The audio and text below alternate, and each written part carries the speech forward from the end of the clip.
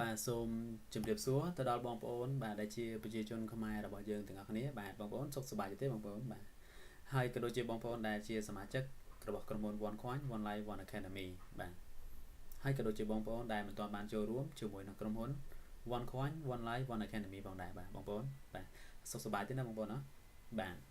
អូខេហើយខ្ញុំបាទមួយម៉េតថ្ងៃនេះសូមបង្ហាញអំពីរបៀបនៃការបង្កើតគណនីបាទដោយខ្លួនឯងបាទងាយស្រួលតែម្ដងអូខេសម្រាប់បងប្អូនដែលមិនទាន់បានចូលរួមណាបាទ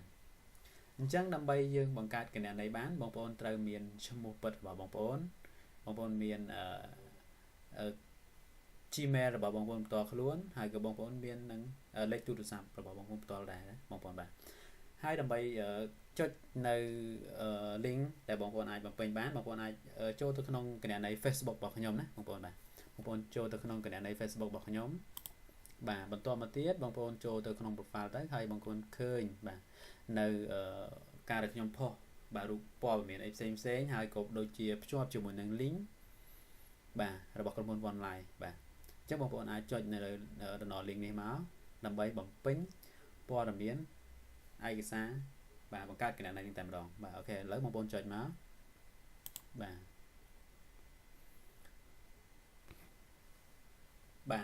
នៅពេលដែលបងប្អូនបានចុចហើយវានឹងលោតតម្រងបែបនេះឲ្យបងប្អូនណាបាទនៅលោតតម្រងបែបនេះឲ្យបងប្អូន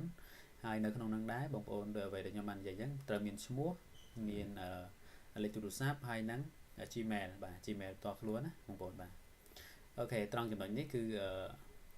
first name បាទឈ្មោះតកូលកន្លែងនេះគឺឈ្មោះយើងជានាមរបស់យើងណាបងប្អូនបាទឈ្មោះពិតរបស់យើងបន្តមកទៀតកន្លែងនេះ username បាទ username គណនីដែលយើងត្រូវបង្កើតណាបងប្អូនបាទមានច្រើនដែលខ្ញុំធ្លាប់បង្កើតអូខេហើយបន្តមកទៀត Gmail បាទហើយបន្តមកទៀត confirm Gmail បាទអញ្ចឹងបានន័យថា Gmail នេះគឺត្រូវដូចគ្នាពីរហ្នឹងណាបន្តមកទៀតខាងក្រោមនេះគឺ password បាទ password ដែលយើងត្រូវបើកគណនីណាបងប្អូនយើងត្រូវ log in គណនីបាទហើយខាងក្រោមនេះគឺ confirm password គឺដូចគ្នាខាងលើណាបាទបន្តមកទៀតខាងក្រោម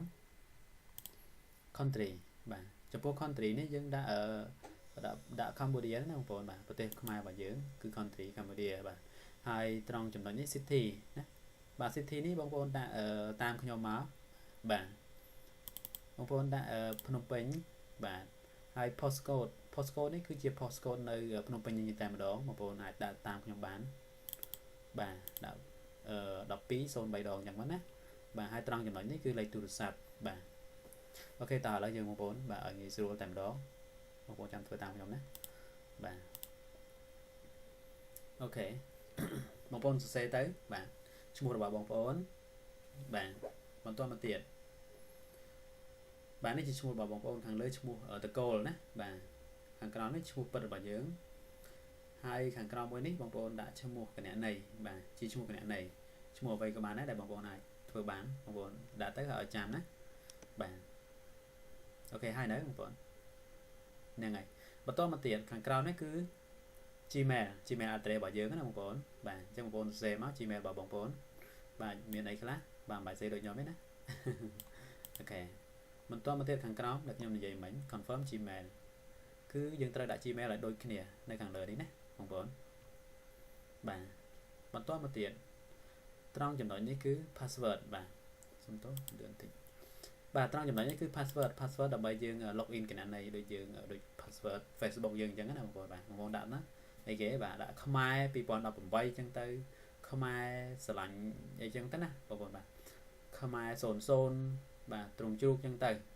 ស្រ័យដល់បងប្អូនដាក់ឲ្យចាំតែ complete សរសេរទុកផងណាឈ្មោះ username ហើយនឹង Gmail នេះយើងមានហើយ username ហើយនឹង password គឺឲ្យចាំណាបាទត្រង់ចំណុចនេះគឺ confirm Gmail សំទោស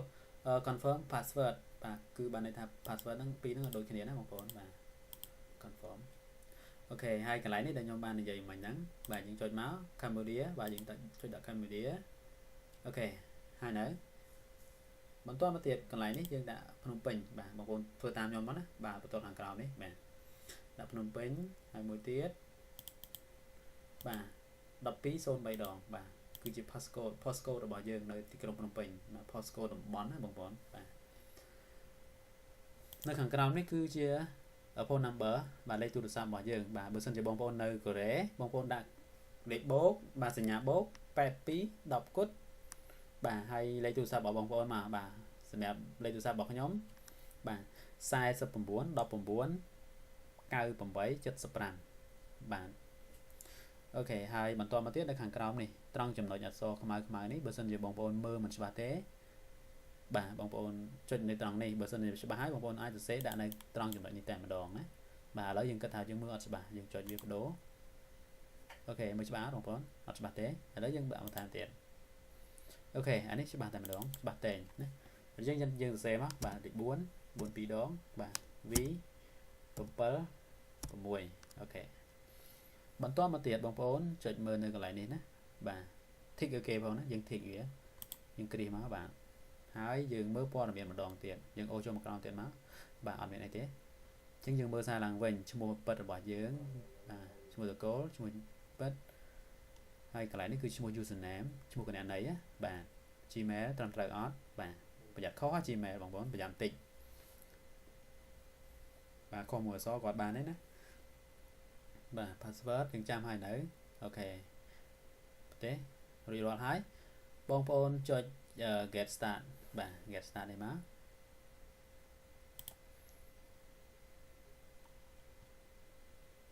អូខេអញ្ចឹងកន្លែងនេះគឺអត់ទៅរួចទេបរាជ័យហើយណាបងប្អូនបាទដោយសារតែ username គឺមានគេប្រើហើយអញ្ចឹងយើងចាប់ដើមដូរយើងដូរវាវិញដាក់0បាទ1ម៉ៃ1ទៅឥឡូវយើងដាក់1ម៉ៃ1វិញបាទហើយចំពោះ password យើងបើយើងដាក់ទៅដែលបងប្អូនចាំ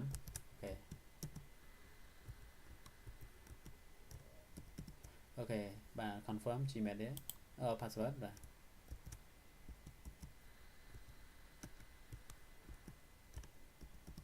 អូខេរួចរាល់ហើយយើងពិនិត្យម្ដងទៀតណាបាទ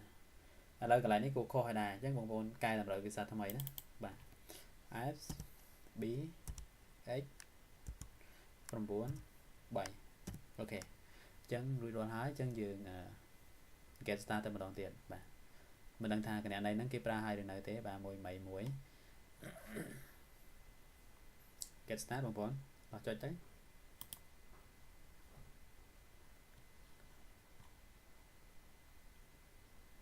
this username already អូខេបាទសបស្ហើយណាបងប្អូនបាទ complete អូខេហើយអញ្ចឹងនៅពេលដែលវា load បែបនេះហើយបងប្អូនចូលទៅក្នុង Gmail របស់បងប្អូនបាទចូលក្នុង inbox Gmail បងប្អូនណាបាទដើម្បីយើង confirm verify វាតែម្ដងបាទហើយចូលមកបាទអូខេនេះគេដាក់ new verify one coin account ណាបងប្អូនបាទអញ្ចឹងបងប្អូនចុចមកបាទអូខេហើយត្រង់ចំណុចនេះគេដាក់ឲ្យដែរបាទ hi បាទ dear 1ម៉ៃ01ណាបងប្អូនបាទអញ្ចឹងបងប្អូនចុចពាក្យថា confirm នេះមកបាទ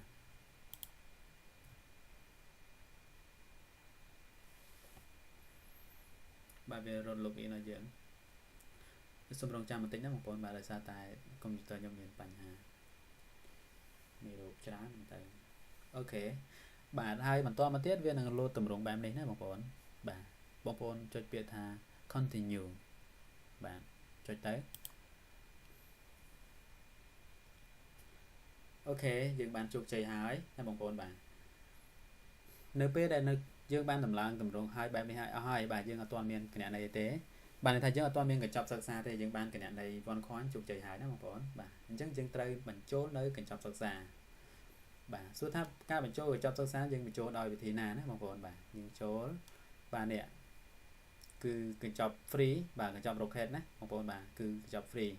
អញ្ចឹងកញ្ចប់នេះរយៈពេលត្រឹមតែ14ថ្ងៃគឺក្រុមហ៊ុននឹងបិទហើយបើសិនជាយើងមិនបញ្ចូលនៅកញ្ចប់សិក្សារបស់ក្រុមហ៊ុនណាបងប្អូនបាទពី One Academy អូខេតោះឥឡូវដើម្បីបញ្ចូលបានបងប្អូនចូលទៅក្នុងត្រង់ចំណុចនេះបាទបងប្អូនដែលមានលុយបងប្អូនអាចទិញបានណាបងប្អូនចូលពាក្យថា shop បាទបងប្អូនចូលពាក្យថា shop ហើយបងប្អូនចុចទៅលើ One Academy បាទចុចទៅលើ One Academy ហើយបងប្អូនឃើញកញ្ចប់សិក្សាទាំងអស់នេះនឹងមានហើយណាបងប្អូនបាទតម្លៃវាបាទ 18000 អូសំទោស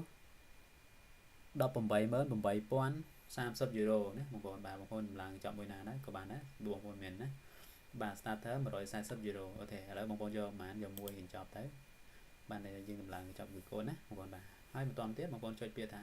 add to cache បាទ add ចុចមកបាទអូខេហើយ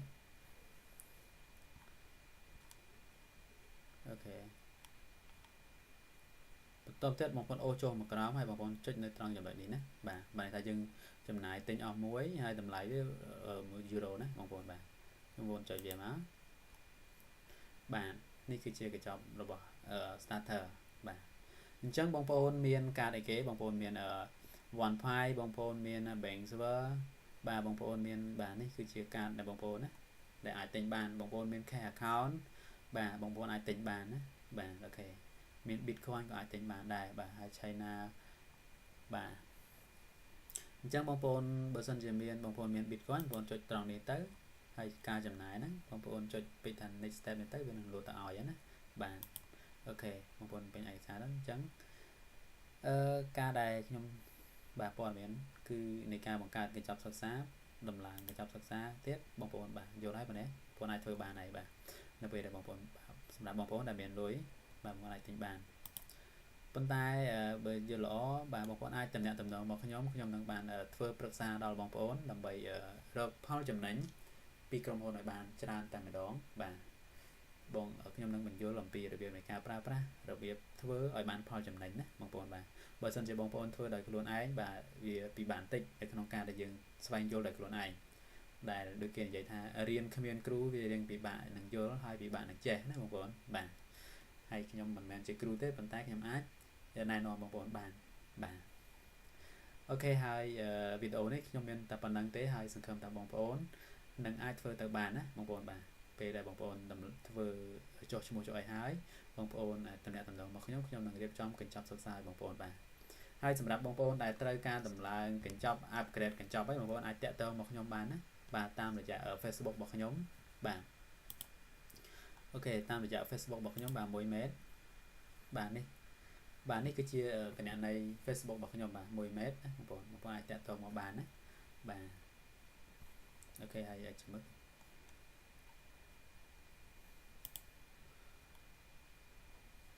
បាទហើយចំពោះលេខទូរស័ព្ទបាទមាន